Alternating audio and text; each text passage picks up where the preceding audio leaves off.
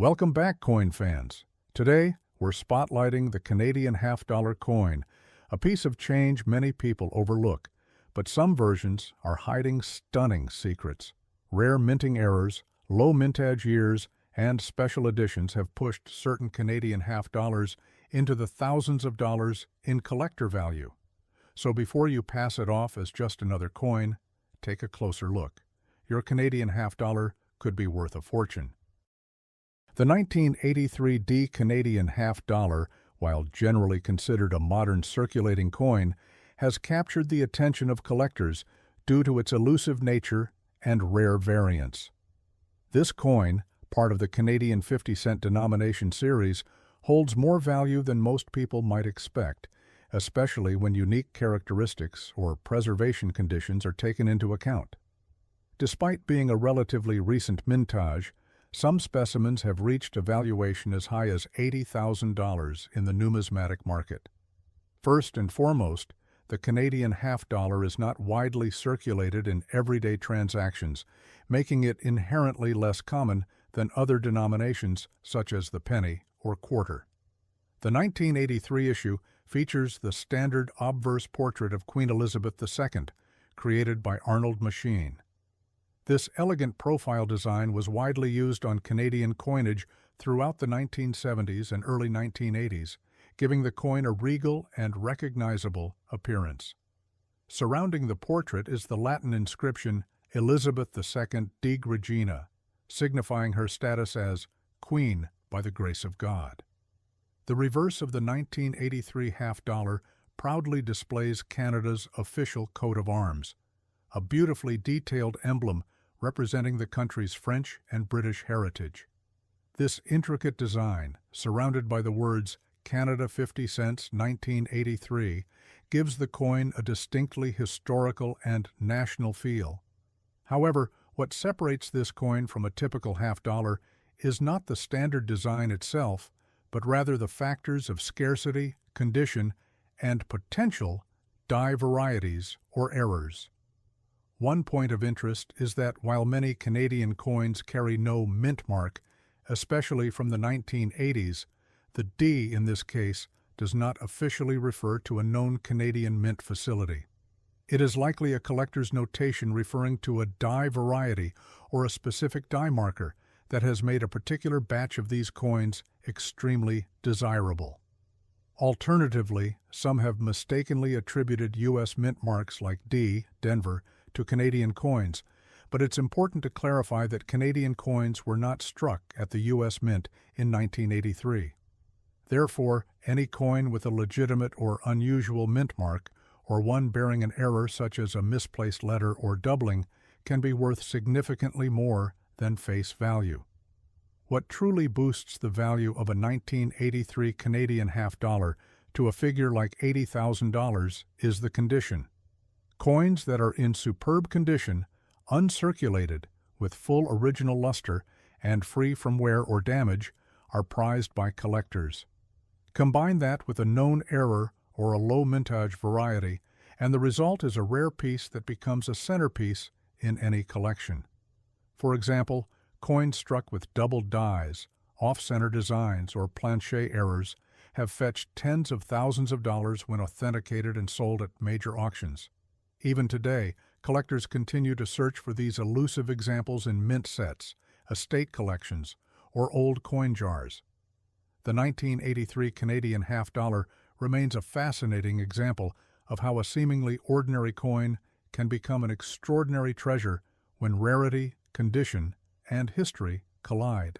The 1971 Canadian half-dollar is a coin that has quietly gained attention in the numismatic world.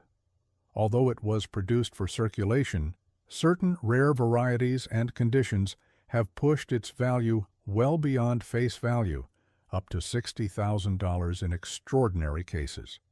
For a coin that once passed through hands for everyday purchases, its growing recognition highlights just how unpredictable and exciting coin collecting can be. Struck by the Royal Canadian Mint, the 1971 half-dollar features on its obverse the elegant portrait of Queen Elizabeth II, as designed by Arnold Machine.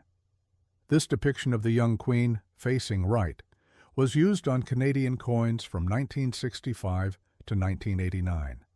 The inscription Elizabeth II Dig Regina circles the portrait, which translates from Latin to Elizabeth II by the grace of God, Queen. Even though this portrait was widespread during the period, coins that retain fine details, such as the strands of hair and facial features, become far more desirable, especially in higher grades. On the reverse side is the official Canadian coat of arms, a detailed and complex design symbolizing Canada's unity and heritage. It features symbols of England, Scotland, Ireland, and France, a lion and a unicorn as supporters, and the iconic maple leaves that anchor Canada's national identity. Around the edge are the words Canada 50 cents 1971, clearly marking its denomination and mint year. Most 1971 half dollars were struck in nickel and intended for circulation, so they commonly exhibit signs of wear such as scratches, loss of luster, and surface dings. However, the high-value examples are often tied to era coins or those with extraordinary preservation. Some rare coins may have been struck on the wrong planchet with double die errors or off-center strikes, features that are extremely attractive to serious collectors. A known factor contributing to value is also the coin's sharpness of strike. For example, sharply defined elements in the crown, coat of arms, or facial features can dramatically raise a coin's grade and price. A coin graded in near mint state, MS65 or higher, with strong luster and no visible contact marks is extremely rare for 1971, especially outside of collector sets.